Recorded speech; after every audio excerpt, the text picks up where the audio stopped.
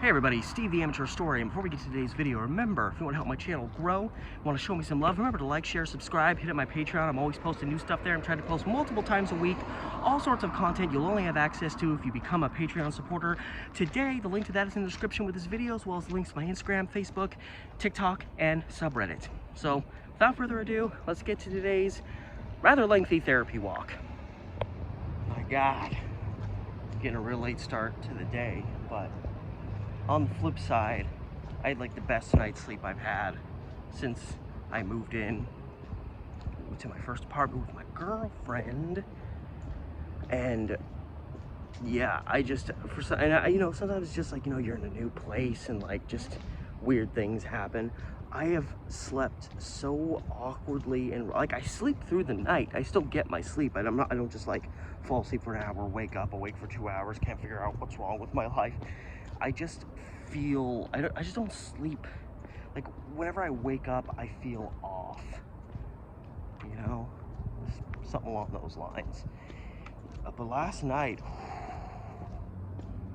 it was, I kept sleeping. It's like the first time that I just slept and slept and slept and slept. And I was like, you know what, I don't give a crap. I'm actually gonna sleep in a little bit. And even then, I think I slept like 10 hours, which is, somebody was enjoying McDonald's and booze and the local paper, apparently.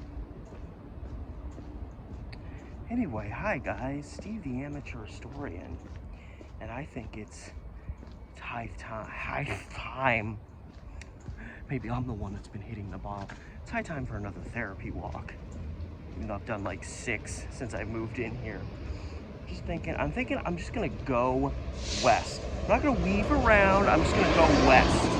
And I got my wallet.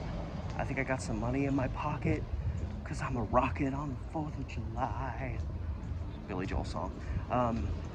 So I think I have enough ones because like I'm thinking if I go far enough west and I don't want to have to walk all the way back, I'll be a risky old chap and hop aboard the bus. Either way, that's my plan. It's just to, go west, young man.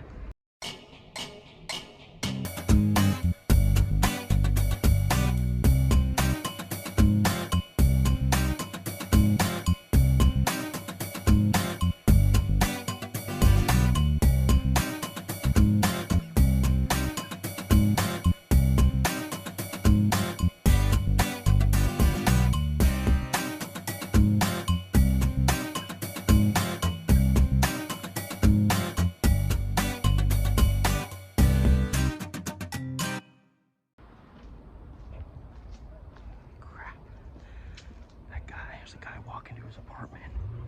I think he was just smoking a joint just out in the open because I walked through this little stretch. Oh, that hit me like a brick to the face.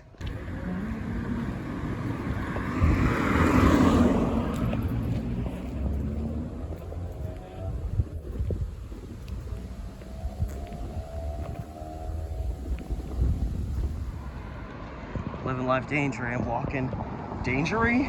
I was walking on the bike path, avoiding the main path.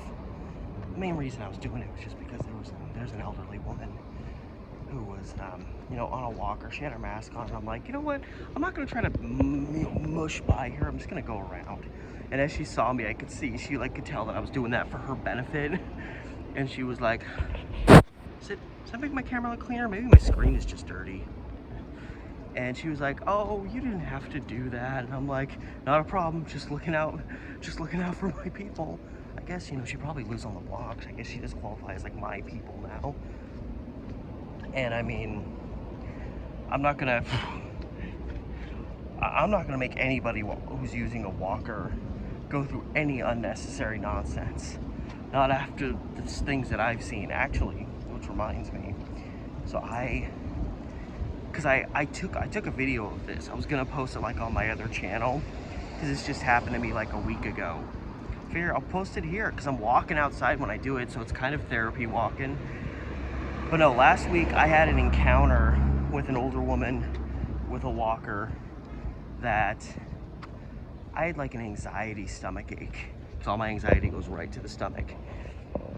for like an hour and a half after helping this woman because of just her circumstances. Anyway, I won't get into it too much. Anyway, because I already figured this is probably gonna be a long story that I'm gonna break into a two-parter, so let's just like add to it, make it even longer, because you know that's what I'm good at.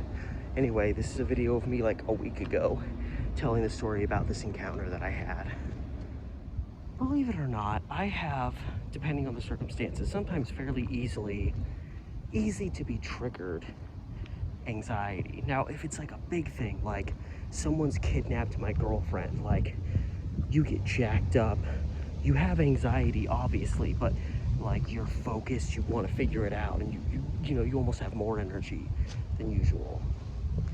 But there's random little things, and usually I don't even know what's going to affect me the way they do until the aftermath, and all of a sudden I'm like, okay.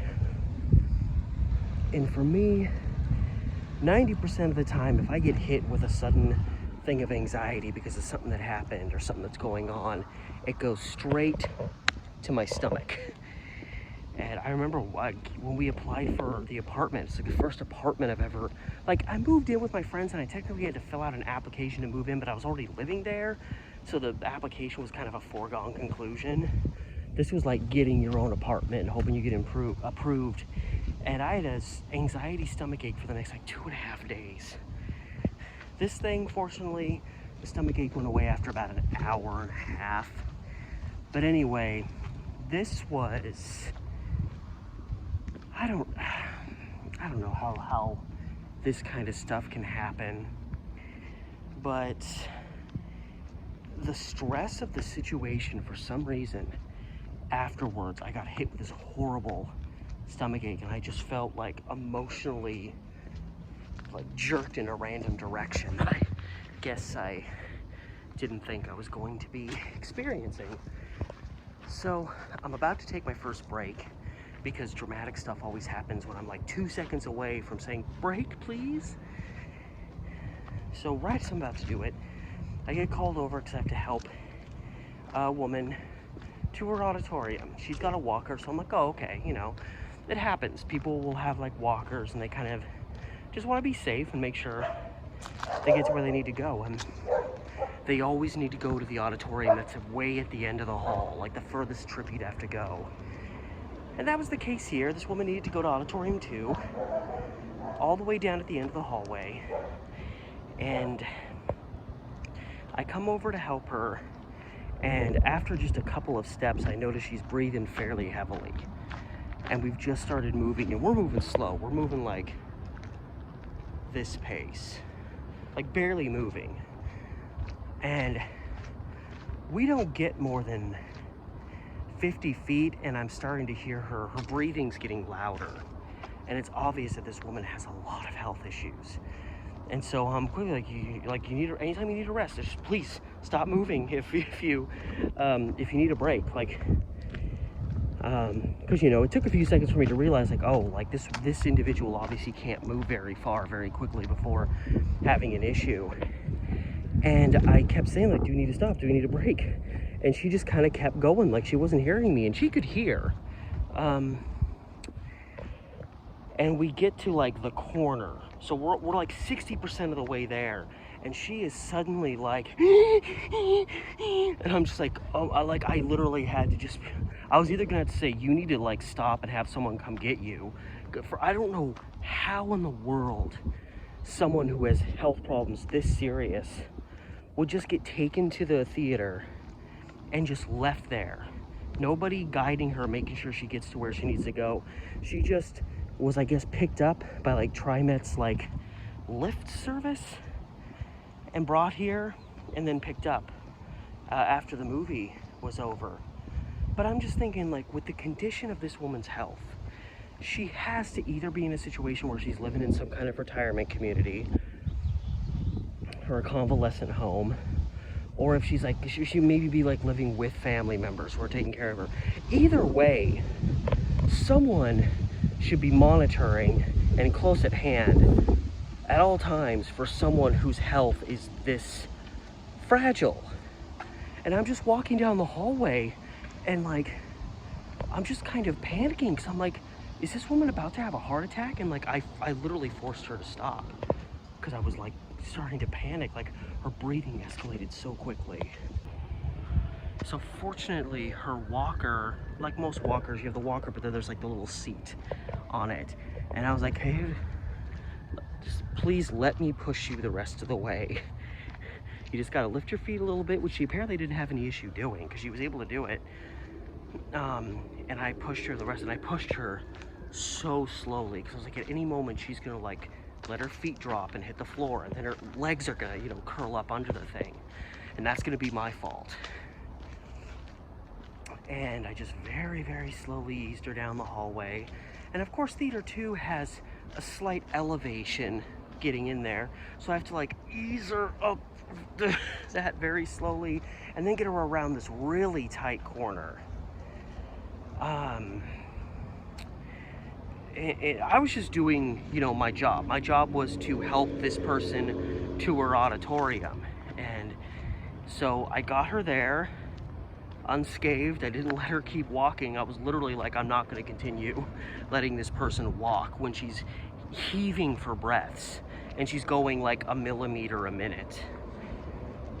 And so we got her settled in and she seemed okay, but obviously she doesn't have, you know, great mobility capabilities, because if she's heaving that much, moving as slowly as she was, then this is not a person that should just be out on their own.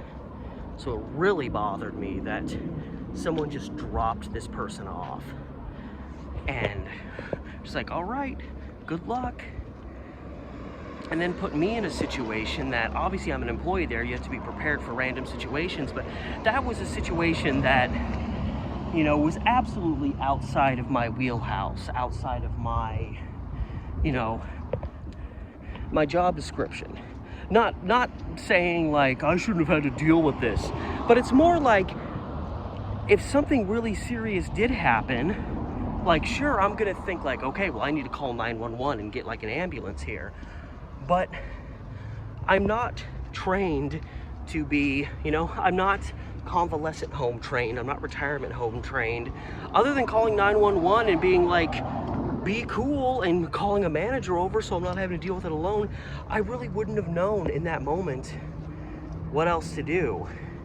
You know, it's one of those moments where you're like, huh, maybe this is something I need to read up on in case something like this ever happens again, because I didn't realize till this moment in my life that I would be put in a situation like that, where I was seriously, with the way she was breathing, I had my hand on my pocket ready to pull my phone out to call 911. And then fortunately I was able to push her, so, and I made sure like 3 different managers knew like someone needs to be there when her movie ends to help her leave.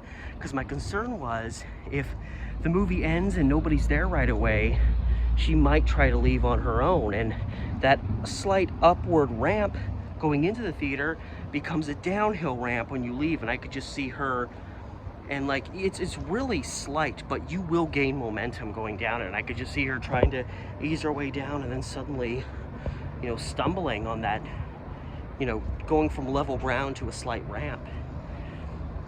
So I made sure a bunch of managers knew, because like, somebody has to be in there. And technically I wasn't even a regular usher, so that didn't really fall into my responsibilities, even not that I wouldn't have been there to help her if nobody else was available. But I knew I was on my lunch break when her movie ended, and I knew I was probably going to be on my break when that happened. So it was also like, I'm not going to be around probably, so someone needs to be there. Unfortunately, and I think like 2 managers ended up going down there and helping out with it. And I warned them, like, this woman is, you know, not in a great way, so you need to be very, very patient and very delicate helping her out of there. And fortunately, they got her out. They got her to the lobby, and one of the funniest parts of this, well, I shouldn't say funniest, but the one funny part of the story is I got her to her seat, or, you know, I backed her, she used, you know, her walker chair as her seat. And right as I got her settled, I was like, is there anything else you need? Like, I was like anything you need. I don't want to walk away and have you, you know, stuck dealing with something. And she was just like, popcorn? You have popcorn? And I was like, oh yeah. And she started like reaching into her purse and like rooting around, and she didn't, it was obvious she didn't really know what kind of money she had, and so she pulled out like a $1 bill and handed it to me. And because again, I don't think she really knew. I have to buy a pass. I forgot. I have to get a pass for going home. And, you know, she just wanted some popcorn, and here was some money. And, it was obvious, she was aware, but her cognitive functions were, had, depleted slightly, with age, as happens to a lot of people. And so obviously she wanted a medium popcorn. I was like, you want a small, medium? Like, she was like, oh, medium. And she gave me $1. And our prices are lower, but it's like $6 for a medium. And she gave me $1, and I'm just gonna buy her popcorn for her. Like the moment she asked me about popcorn, I was already instinctively like, okay, like if this chick like doesn't, I love how I call her a chick. This chick, I was like, if she doesn't have any money, like, or if she like hands me something and like, even if she gives me weight, like she gives me a 50, like I'll break it for her if she wants me to. I was like, if she doesn't give me enough money, I'm just gonna buy her popcorn. Like, she has enough issues. She didn't say whether she wanted butter, but when the person up at concessions asked if she wanted butter, I was like, I don't think this person needs butter in her life, so I'll say no. Hopefully that worked out for her. I gave her popcorn, and that seemed all right, but just, it was just the sound of her breathing and the fear, like going from like, all right, I'll help you down the hallway, to like 2 minutes later worrying that this woman was gonna like fall over and have a heart attack. Like, I seriously thought she was gonna have a heart attack. Like, by the time that whole situation was done and I left, I was kind of like, oh, and like I got a real bad stomach ache, and it was like that moment of fear and concern like just unexpectedly shot my anxiety through the roof, and I was not feeling great for the next hour. It was just out of the like worry and concern. It was such an agonizing, slow trip all the way down to the end of the hallway. But she made it to her movie. She made it through the movie. Maybe she liked it. I don't know. But she made it through. She made it. They helped her out into the lobby. We had at least one manager stay with her until the TriMet lift thing showed up, and she was off living her life. I always love cutting through here. You probably see this in the background of a lot of my this day in history videos, because I tend to walk through here a lot because I'm really close to my place. And the Winco's right here, so usually I'm going to the Winco at some point or another.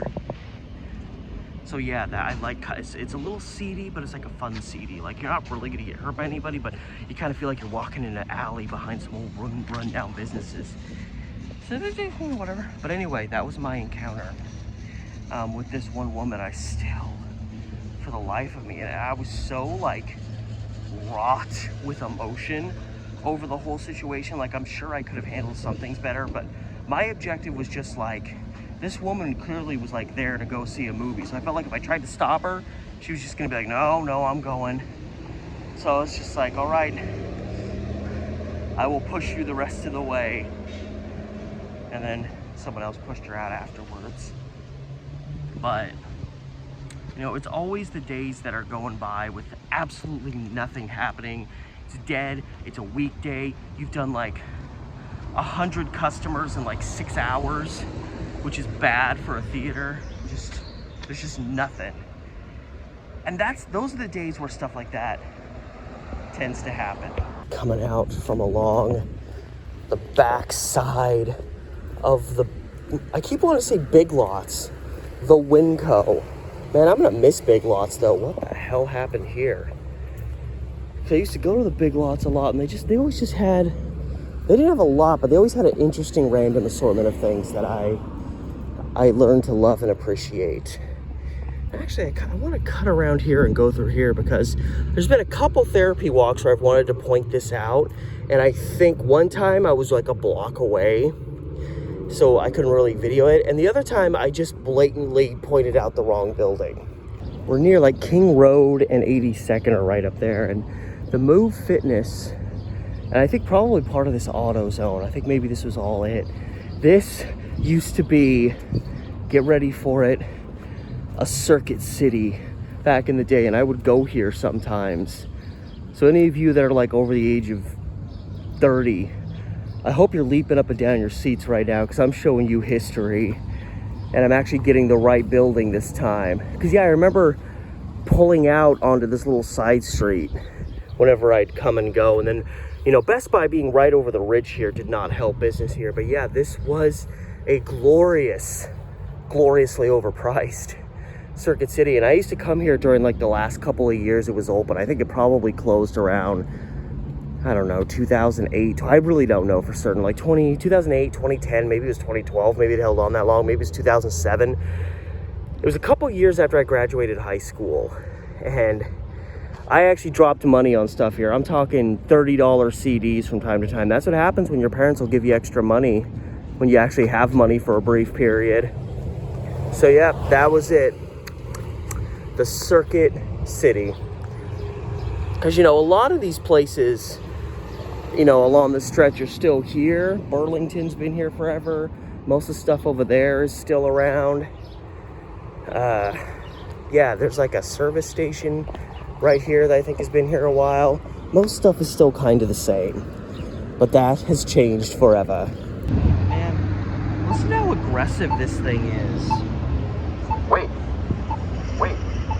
Wait to cross Southeast 82nd Avenue at King Road. Wait. I actually can kind of appreciate that, because it only does that after you hit the button multiple times. I'm always seeing teenagers like hitting the button repeatedly, like they think that's going to make it work faster.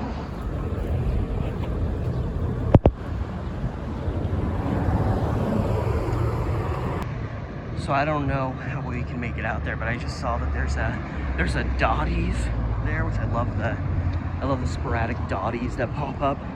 But it used to be a Maddie's before that, so it was a Maddie's, and then Dottie's came in and took its spot. That's like a McDonald's coming in and taking over where a Burger King used to be.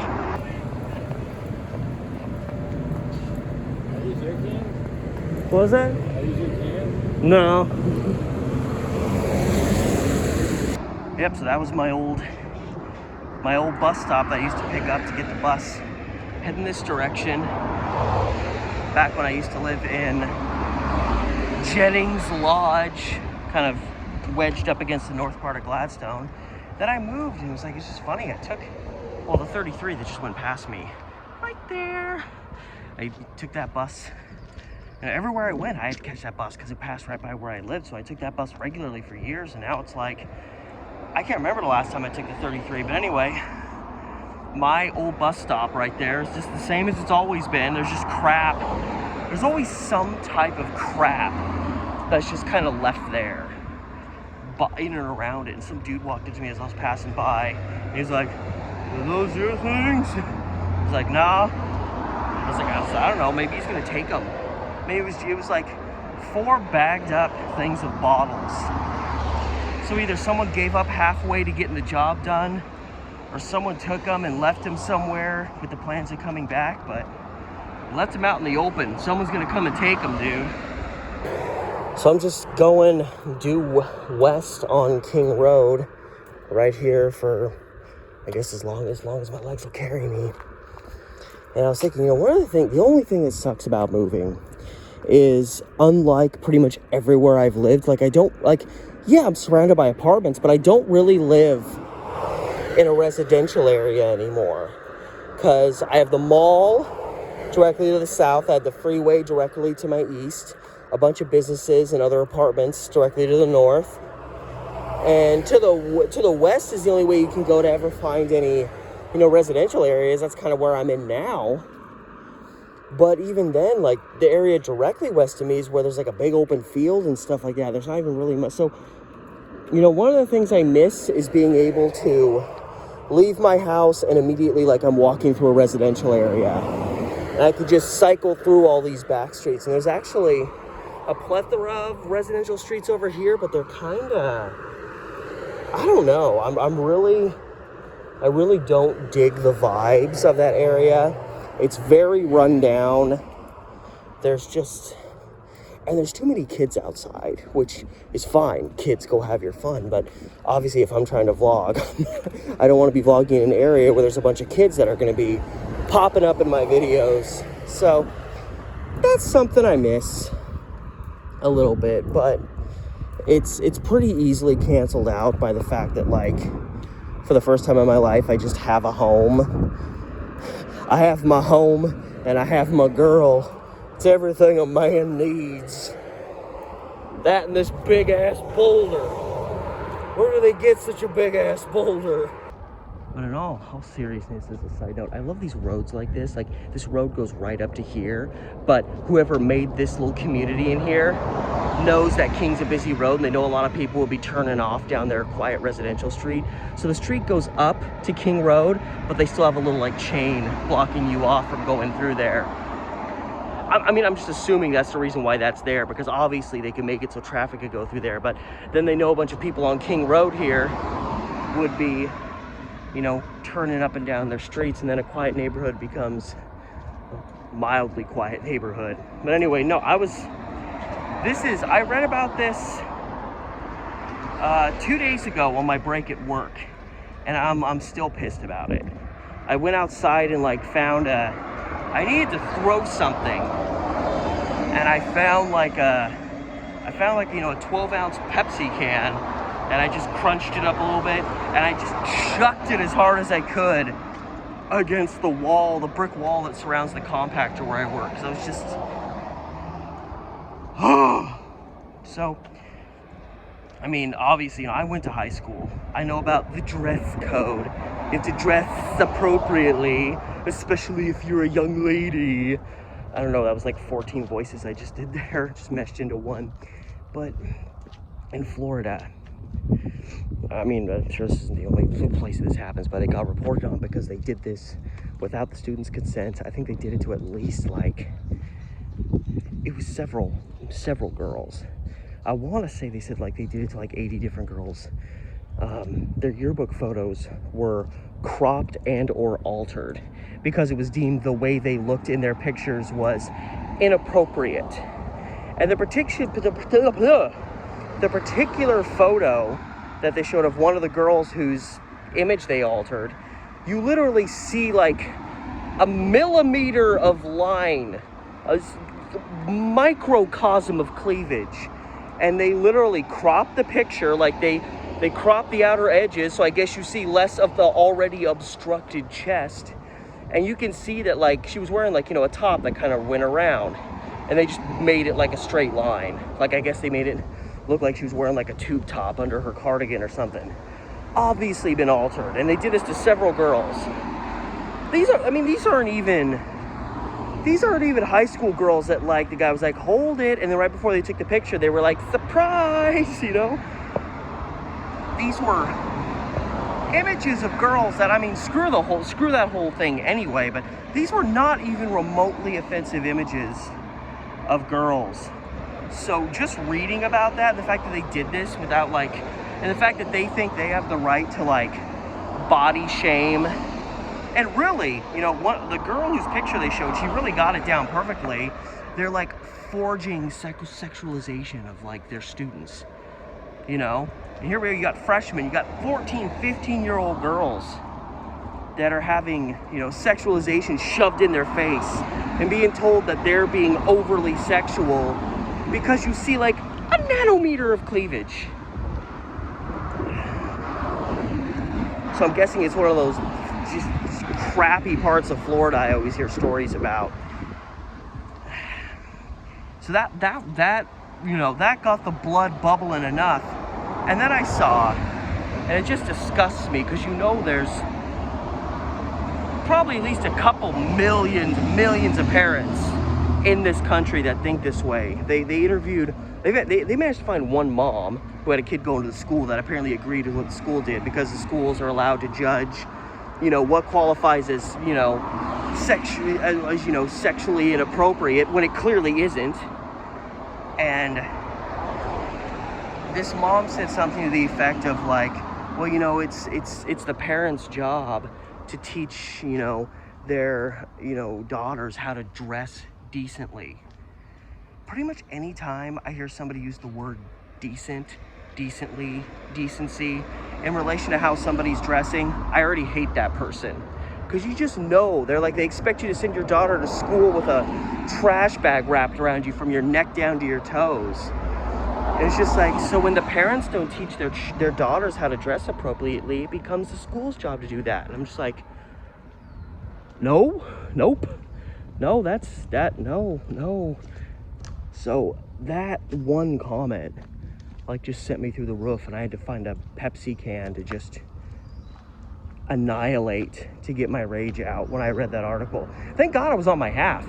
I had about 7 minutes left, and I was like, I'm going outside, and I'm gonna break something, but I want to break something that's, you know, the circumstances surrounding what I'm doing are meek enough that, like, I won't get in any trouble or something for it, but just, my God. You know, and I remember drama rising over the dress code at my school, because the dress code is all about making sure women don't show any part of their body. Showing too much of your legs? No. Meanwhile, a guy like me can walk around in shorts like these, and the shorts I honestly wore because I was just, you know, I didn't know anything about fashion, I didn't care, and I swear the shorts I wore in high school were even a little bit higher than these. You know, and when cross-country practice started, all the guys could run around without their shirts on. Why do you think cross-country guys always have a good tan? But that qualifies as indecent to some people, because they want to just make sure women can't express themselves. And oh my God, can you imagine a school that allows a girl to wear a top that shows like a little line here? They let them wear shorts that go up to like here. Like, can you imagine a world where women are just allowed to do that? I can't even imagine. You know, because everything in our country is just going so great right now. I can't imagine what would happen. The Armageddon that would rain down on this oasis we're all experiencing if women were allowed to dress as they chose. Could you imagine?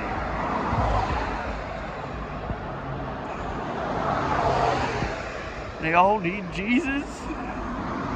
These young girls, they need to find Jesus. You see how much this bothers me? I'm emotionally lapsing right next to an apartment where I can hear a bunch of children playing. I probably should get my act together. It's like, children, don't pay attention to the crying man. He's videoing himself. There's probably some form of therapy. Hey, they'd be right. Therapy, I'm on a therapy walk, ma'am. Thank you for noticing. Okay, anyway, this is about as far as I've walked from home. You know, I start rambling, and I'm almost to Linwood and King. I haven't been the other side of Linwood in a long time, so this is where the adventure really begins. Alright, so once I begin right, get the right job. So once I go through here, the next road I'm gonna take a right, which will be taking me north. That's north, I mean Seattle's that way. The coast is this way. I guess California is that way. Anyway, I'm gonna turn north, and I'm gonna go up Wichita. And I'm just gonna weave through some of these little Milwaukee neighborhoods now that I'm actually in Milwaukee. First things first, though.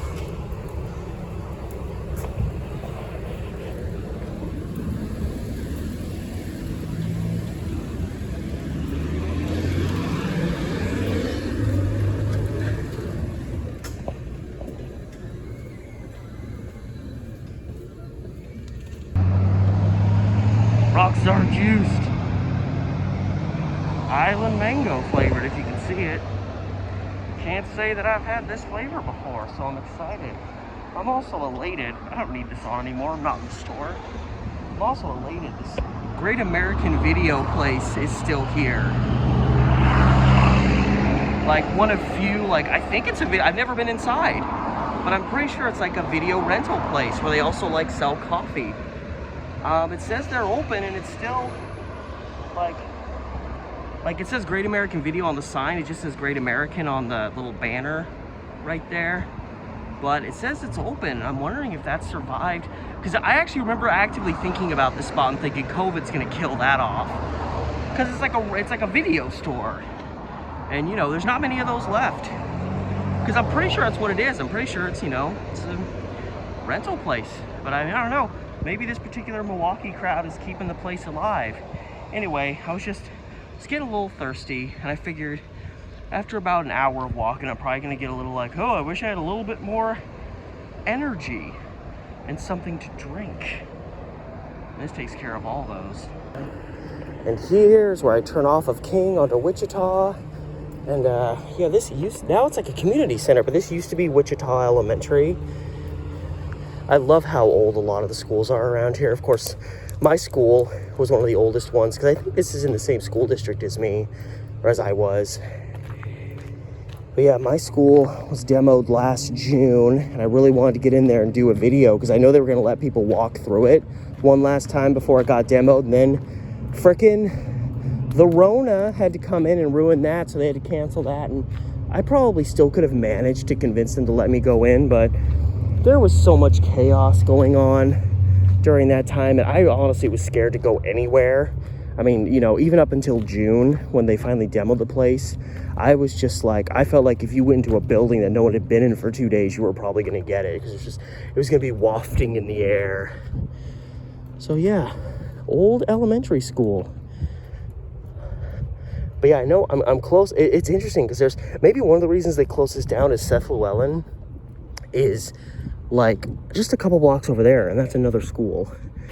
That me and my friend, we would go there sometimes. I think, you know, because that was something we would do was, you know, I mean nighttime after hours. You know, we didn't go when there was school going on. But yeah, late at night, we would just go to various like schools and just hang out. We would talk as we kind of just meandered through like the playground equipment. I don't know, it was fun. Maybe it was us holding on to our youth a little bit. I don't know. And I think what the hell is this thing? I don't know. One of the reasons I think we went to like Llewellyn over going to Wichita here is Wichita's on the main drag, and we didn't want to be on the main drag. And Llewellyn's like a little ways off the beaten path. There's a path here to go. I'm assuming this is probably open since it's not a school anymore. It's probably more functions like just a little park space behind the school. No public use of grounds during school hours. Okay, well, never mind. The hell with that then. Yeah, there's some people yelling over here. I think it's like they're partying down, kind of yelling. Heck. Is that what they're using to stop people from entering? I don't know. Okay, I'm looking for Hazel, because that'll lead me over to Llewellyn. So I'm not going to go on to the grounds because I'm pretty sure that school's open right now and it's a weekday, but I'm just going to do a pass by so I can tell you about, like, me and my friend Scott, that's the friend in particular that I would do this stuff with.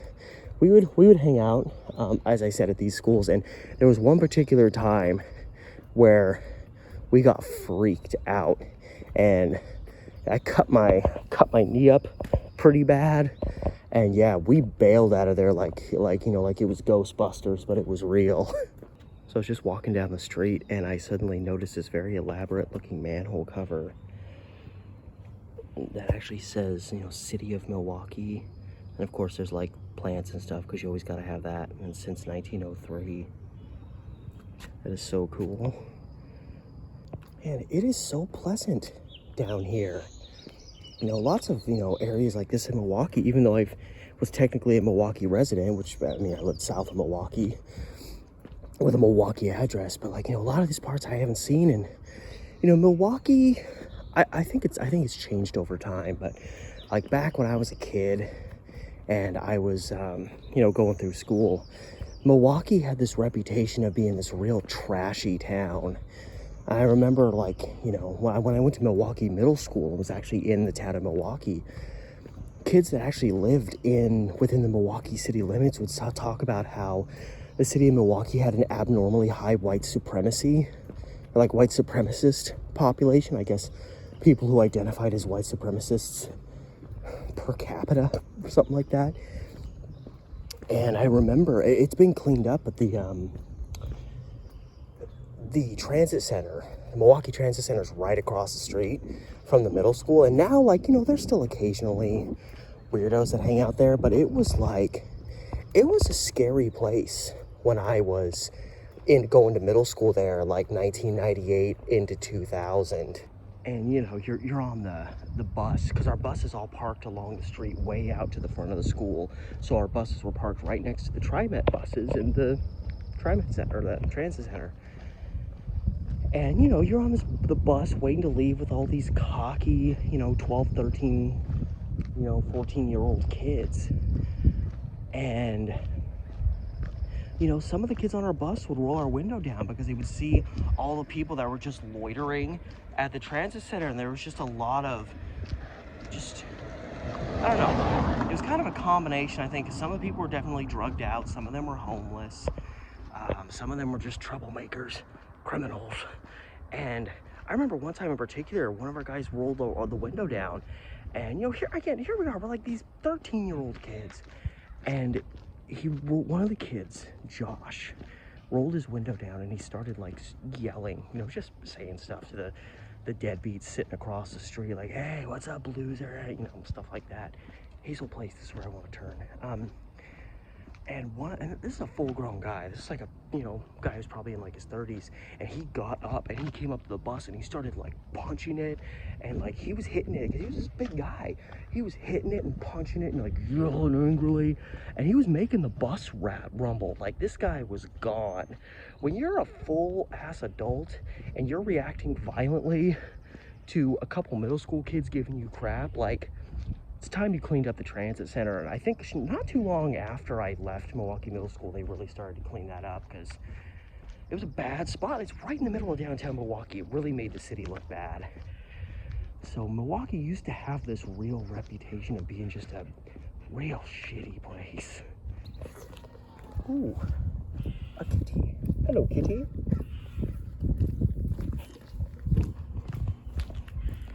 Oh, hell yeah, brother. For sale. Would you imagine me rolling that bad boy up into my workplace, parking right in front? They're like, Steve, what is that? What is that? It's my ride. Ooh, a mystery recently demoed property. The demolition crisis has crept into Milwaukee. Granted, this could have been just someone's old rat hole that they lived in. Right, I'm at Hazel Place in Stanley, so I'm turning down Stanley here.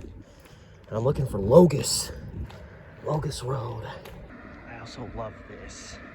I wonder, a cute little park over here. I'm wondering if this maybe has any historical significance, but it's the classic, like, excuse me, like, this is pretty much a residential area. There's just this little store here, and it's got kind of that general store look to it. I need to look up Stanley and Hazel on the Oregon Historical like places database to see if they have a marker there for that building, because I get the vibe that that's like an old general store that maybe was fixed up.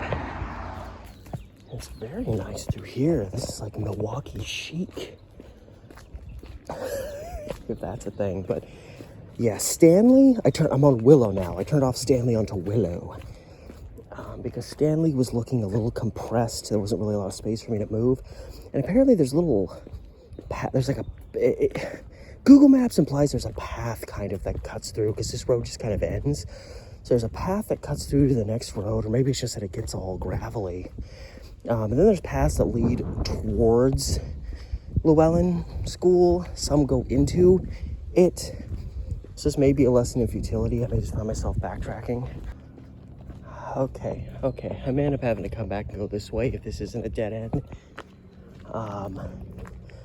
It's kind of implied. It's implied that there's like a park up here. So that looks like a trail. I just have to make sure I'm not hitting a trail that like goes into the school. I'm very, very wary of the decisions I'm making right now, but this looks like a trail. I just hope it doesn't lead me right to the school's field and all the kids are like, teacher, there's a guy with a camera. And I'm just like, oh shit, time to run. Which would be honestly the worst thing you could do in that situation. Like, you run, you're showing your guilt. And I would just be like, hey, I'm just a guy out vlogging. Like, you can check out my channel. I'll show you video clips I've taken so far. I'm not here to creep on your... Well, I hear a lot of noise to my left. This makes me think the school is kind of off this way. So if I go up this way, I should be all right. This is cool, though. I don't know much about this area anyway, so of course I wouldn't... Oh, my God.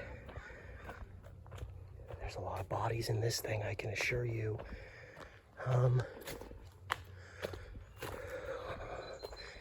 Decisions. Yeah, there's definitely corpses in here. I hear kids like this way, so it's like, which way is better? I'm just gonna, because this is cool, I like this. It's very nice, it's very, okay, well now I'm hearing the kids over here.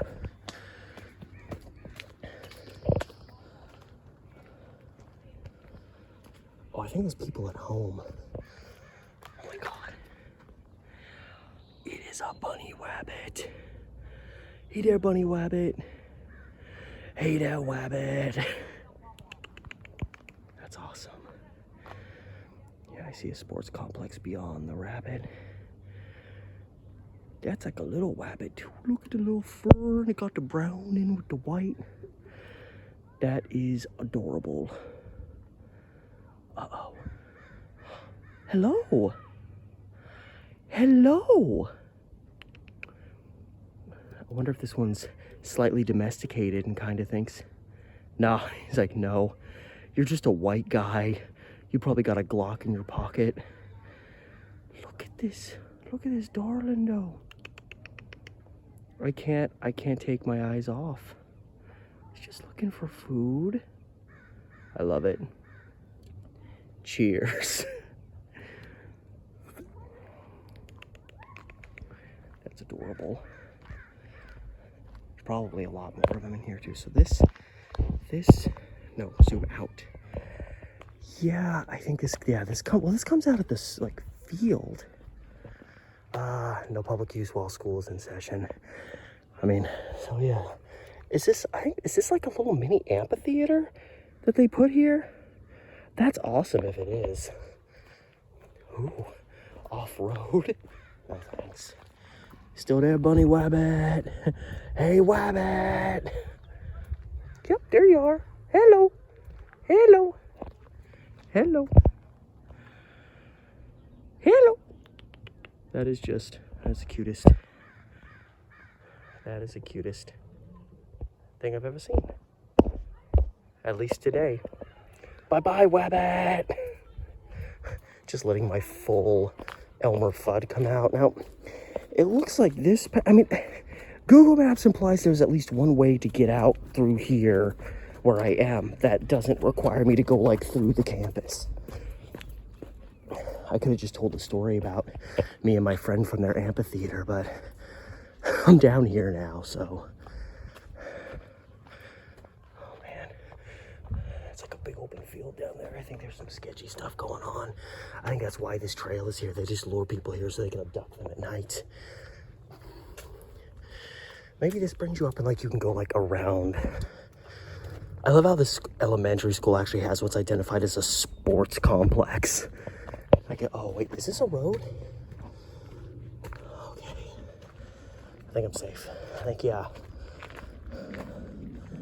Ooh, good, because I do not want to backtrack through all that crap. Alright, so I'm officially back on the straight and narrow. Yeah, so Llewellyn's way off over there. And, interesting little side story before I get into my story about what happened to me here.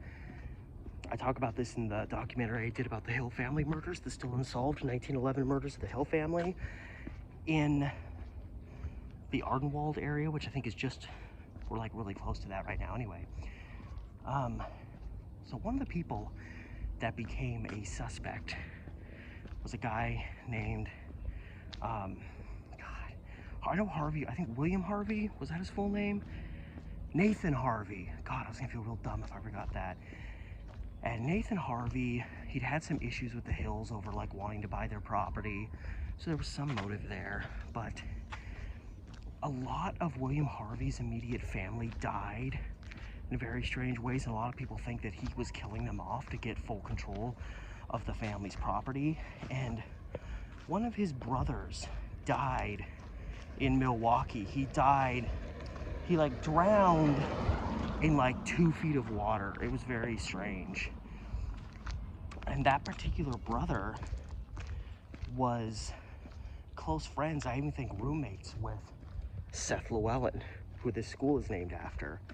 I even think Seth Llewellyn may have been the one that discovered Nathan Harvey's brother dead. I read that in one of those old newspaper articles. And of course, this newspaper was so old that they just referred to Seth Llewellyn. He was just a friend because he hadn't achieved the status that he does now, where he's, getting elementary schools named after him.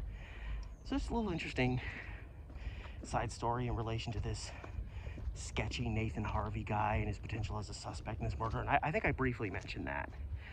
But anyway, so me and my friends would come and hang out, late at night. We just, walk around and, because there's, again, obviously there's this park space that I just walk through back here. And it's when you go there at night, it's very dark. You can't see anything because you're at it's like midnight or whatever, and there's nobody there.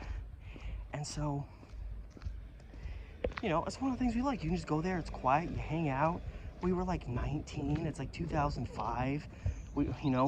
We, and then people in general just weren't as paranoid. Ooh, hello, mutt.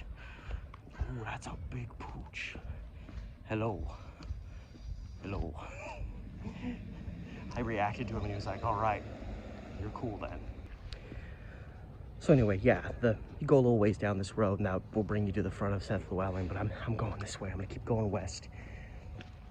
So one night, we went there maybe 3 or 4 different times. So one particular night, we go there and we're hanging out, and we think it's just us there, just having fun. And it was like late August. It was right before he had to go back to McMinnville because he was going to Linfield College while I was going to school in Oregon City. And I know that because they had the big bark chip hill that they always bring it to the schools before the start of the new year. They had that big bark chip hill there between the school and the playground equipment where we were. And all of a sudden we see this little red light off in the darkness, and I'm like, hey, dude, what is that?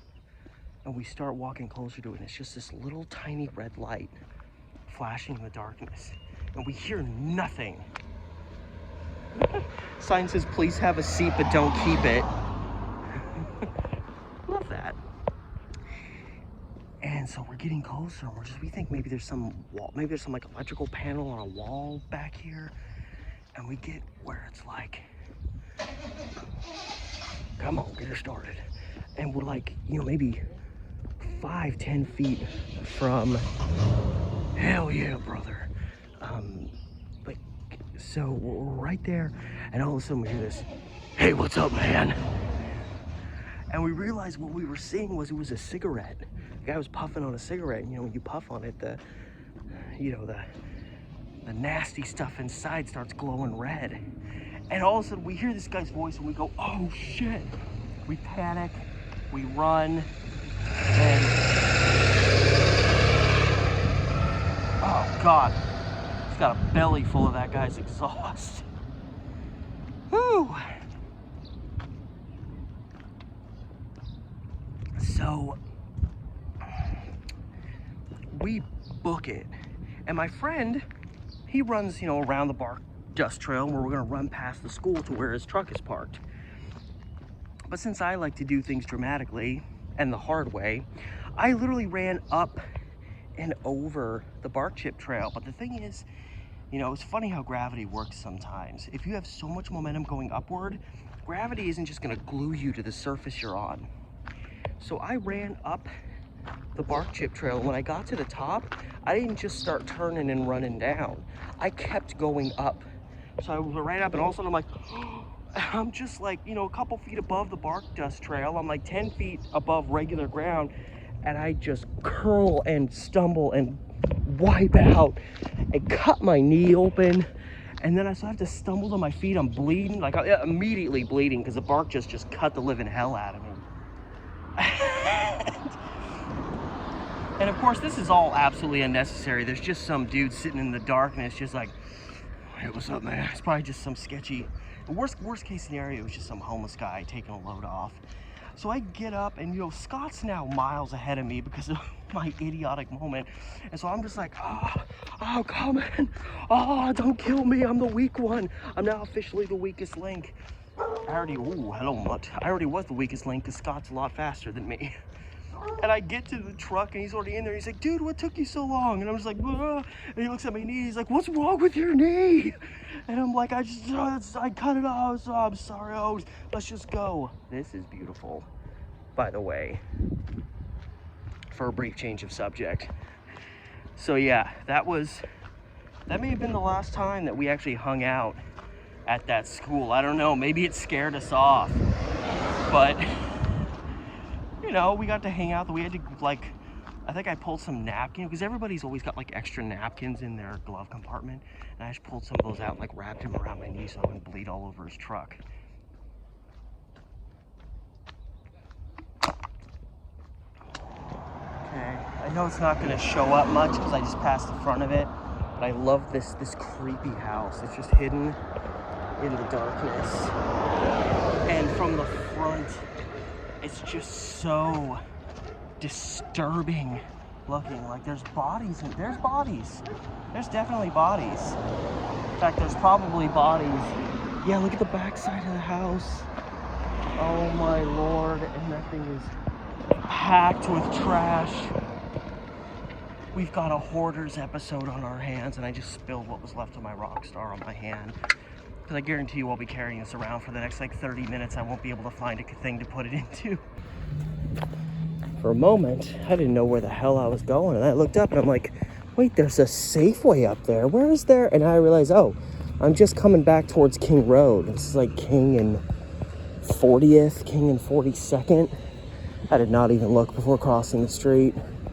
Ooh, we got a mystery property here. Not much going on, but it looks sketchy. Okay, well, this is very dangerous. Ah! Thanks for the sidewalk, bastards. Right back to King Road, where I was earlier. But I know where I am at least. 'Cause yeah, this is where the bus comes through, and right up here, the bus turns and makes a lift. Goes up to here and turns. In fact, right around the corner is a bus stop here. It's the only stop, the only time in all the time I've taken public transportation that a bus just flat out broke down on us. Bus was running fine. We got to this stop right around the corner, and it just went blah, blah, blah. And our driver was just like, all right, gang, I hope you enjoy walking. No, he said another bus would be here in like 10 minutes, but I was like, screw this. I'm not sitting here waiting. I'm a walking man. So yeah, my bus, the route I know would be to go this way. But yeah, the stop right over here, that's where the bus broke down, left me wanting. But I'm gonna keep going down King because it's more shaded, it's more residential, and I don't know it as well. And I'm actually still like, you know, I'm still probably about 25 blocks away, but I'm kind of getting to, I think I'm creeping into the Ardenwald neighborhood a little bit, or at least I'm close. So I'm not too far from where the Hill family was murdered. As discussed earlier, that Nathan Harvey guy lived down here. Obviously, so did his brother, so did Seth Llewellyn. Some Milwaukie mainstays, some of whom were psychotic. And I even tell a story about when, because this was another guy that they thought might have been the actual killer, was this, what was his last name? It's like Hickman or Glickman or Gackham. I don't remember the guy's name, but a couple years after the Hill family was murdered, this guy lost his damn mind. Ooh. Hell yeah, brother. Hell yeah, brother. Wow, that was interesting. Two motorcycles passing each other right next to me. That doesn't happen often. But, yeah, this guy lost his mind. Decided to keep his mom and his sister captives in his mother's home, which is right across the street from where like the original Ardenwald School was. And with this guy's mom's house being across the street from the original, where am I? Ardenwald? I don't know where the original Ardenwald School was located. It might have been located right where the current one is, because I know the current Ardenwald School is like the third version. But this guy apparently became obsessed. This guy was obviously off his rocker. He became obsessed with this notion that he'd come up with wireless telephony, which is, it was like the early days of like establishing like wireless telephone, you know, signals and things like that. And this guy became convinced that he was like the creator of that. Dude, your van is dying. What's wrong, Junebug? Did you hit someone with the Previa? Sorry, that is the exact same van that Juno's family had in the movie Juno. So I saw the word Previa, I thought of that. Anyway, sorry, this is what therapy walks are like. I tell you a story, then I see something interesting and it interrupts the whole thing. So yeah, he became convinced that this stuff in relation to wireless telephony, I'm trying to get that word right, was being kept away from him and at, like, inside the Ardenwald School. So he trapped his mom there. He threatened to open fire on the kids there. He did fire a few like pot shots. I think one one of them hit the pole that held up the American flag, and ultimately one of the guy's friends, or at least an acquaintance, managed to coax him out of the house and say like, hey man, you've had a rough couple of days, let's go see a movie together. And he came out of the house, went to meet him at a streetcar stop not too far down the line, and the police jumped him. And for a while, you know, because of how nuts this guy went, real briefly he was considered as maybe being a suspect in the Hill family murders, but he was dismissed pretty quickly. He was just a nut, and there really wasn't too much more to it. Okay, so I've made it to 37, so I've walked at least like 70 blocks, and I'm probably definitely gonna need to catch a bus back. My one issue is I checked my wallet. I have 3 5s and 2 1s, and it's $2.50 to get a 2-hour pass. So I may get stuck buying a day pass to get home, because I ain't doing all this walking going back. And I know that the 33 just runs like a couple blocks over here. I've been kind of like constantly walking generally in line with where the 33 bus is located. So I'm hoping, you know, if I got enough energy, I'm actually really not that far away. I might complete this journey by going into downtown Milwaukee and just walking around and showing y'all some of the sights. And because the transit center is there, you know, the transit center I was talking about earlier and how sketchy it was, I don't remember seeing any there, but they might have ticket machines, which means I can buy a 2-hour pass with my card, and then I won't have to drop the extra $2.50 just to make sure I get a pass to get home. And also, I promised to get my girlfriend food for us when I get home. She's probably going to text me, because I really didn't know how much I was going to walk today. That's kind of how these therapy walks start. Sometimes it's like I walk 3 miles, I'm like, yeah, I'm done. Today, I've probably walked at least 4 or 5 miles, and I'm still doing good. Thank you, Rockstar, that I'm still carrying. So I don't want to go on too much longer. I mean, not that really anything can be done about it at this point, and we both just slept and slept. So like, I woke up, I mean, I went to sleep pretty late. My girlfriend kind of went to sleep, woke up, and then went back to sleep. But we both woke up around 2. So obviously, like, we're not going to be eating dinner at the usual like 5, 6, 7 o'clock. Well, maybe 7, but anyway, you see what I mean. So I also have to get food. We kind of tentatively both decided we wanted Baja Fresh, because that's one of our go-tos. However, Baja Fresh is past our apartment and up a little bit, so I really don't want to get this work done, take the bus back towards town, and then have to go across the freeway all the way up to get Baja Fresh. As much as I love my girl, and as much as I love Baja Fresh, I don't know if I'm gonna have that in me. I think it really depends on how I'm gonna feel stepping off of that of that bus if I'm gonna have the energy to hoof it up the hill and over the freeway.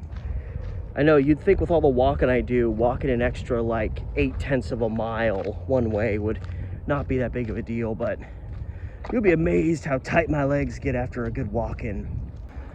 And we have another representation of the Seth Llewellyn name. It's got a little street named after him that goes over this way. And yeah, the Hill family murders happened like just over here, like maybe about 3/4 of a mile that way. I mean, I got almost a 2-hour documentary on my YouTube, so if you want to know more about it, that's a good. Oh my God, you take your Blue Lives Matter flag and suck it. I just saw a truck go by with the big Blue Lives Matter flag up. Like, I'm sorry. Has nothing to do with liking or hating police. Blue Lives Matter is not a thing. Okay, anyway, so I'm coming up to Harrison, which this is good. This is actually good because there's something I've always wanted to get on a video for my channel at some time. And in all the time that I've been in this area, lived near Milwaukee, I've never managed to get a clip of it. And it's like, I think it's only like a block or two down Harrison. Yeah, this is Harrison. So it's just a little ways this way. And I've never, oh yeah, no, it's right around the corner. Because I remember, because it's kind of across the way from the fire department. I'm gonna try to be not too intrusive, because I always got vibes that whoever owns and lives in the house doesn't like people getting too close to it. But there's a house here. I remember the first time I saw it, I was like, that's an old house. This is one of the, as far as I can tell, it's gotta be it's probably one of the oldest houses in, you know, all of Milwaukee, probably all of like northern Clackamas County. And it was built in, I believe, 1866.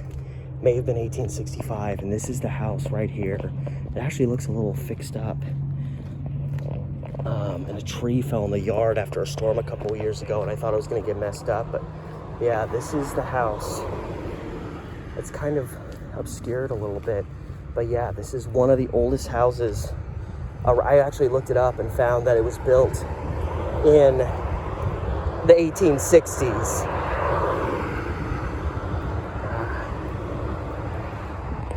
And past the front of it here.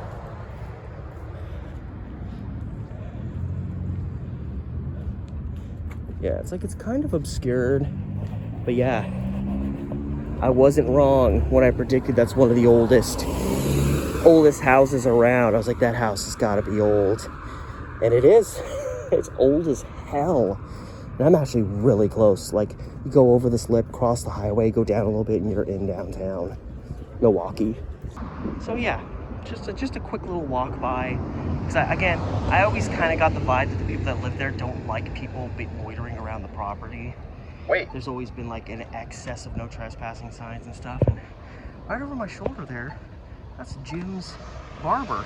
It's where my dad used to go to get his hair cut, and it's where he used to take me to get my hair cut. And I kind of kept going there until it's about 23, 24. Coming up to the railroad tracks before you cross the highway and get more towards downtown Milwaukee. But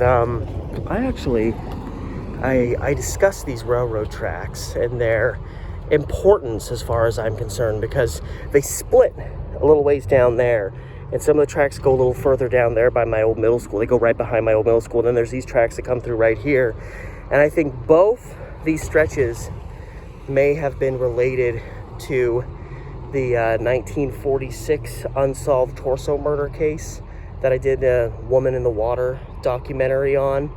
Because the remains of this victim, a lot of them were thrown in some were thrown in the river, crossing the Clackamas River into Oregon City. Some were found in the Willamette River, near Willamette Falls, between Oregon City and Westland. The first set, the torso and later the head, were found in the Willamette River between Oak Grove and Lake Oswego, where there's the railroad bridge crosses. And a lot of people have theorized that those remains that were found there were thrown off of that railroad bridge. But also, and the part that breaks branches off here and cuts through further down there by my middle school, that's the same stretch of tracks that crosses Oak Grove into Lake Oswego where those first remains were found. This railroad stretch that breaks off and goes up this way is the one that goes all the way down into Oregon City, and it crosses the Clackamas River only about, you know, not even a quarter of a mile upstream from where the remains that were found in the Clackamas River were found, so they could have been thrown off that bridge. And the remains that were found in the river near Willamette Falls, they actually found footprints leading from the tracks down to the river, to the general area where those remains were found. So these tracks come together and ultimately come together at a place called the Brooklyn Rail Yards, a little ways north. There's just a lot of them. So I think the remains were probably loaded onto trains in that vicinity, because that's where a lot of trains stop.